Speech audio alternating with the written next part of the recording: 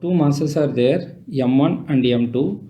Both are dropped from different heights, h1 and h2. So what is the ratio of their momenta when they hit the ground?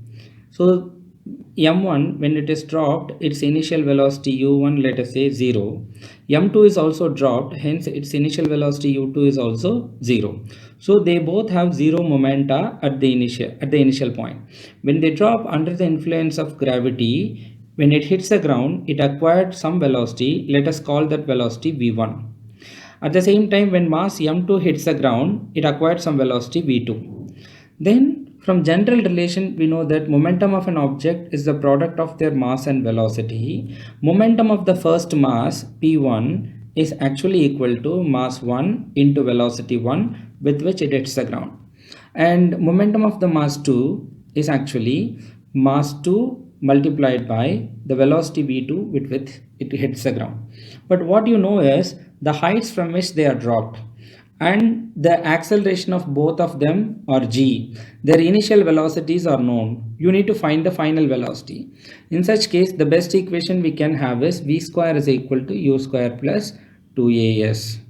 Then velocity 1 square equal to u1 square, which is 0 because both the objects are dropped, hence initial velocity is 0, to g because when you drop it, the acceleration is acceleration due to gravity, to g. The height from which the first mass is dropped is h1, hence v1 equal to root over 2g h1. Similarly, velocity of the second object is root over 2g h2 because they are dropped from, the second object is dropped from a height h2.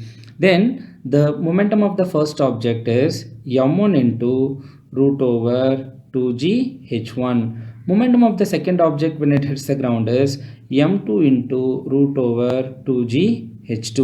What is the ratio of their momenta? Ratio of their momenta is actually p1 by p2.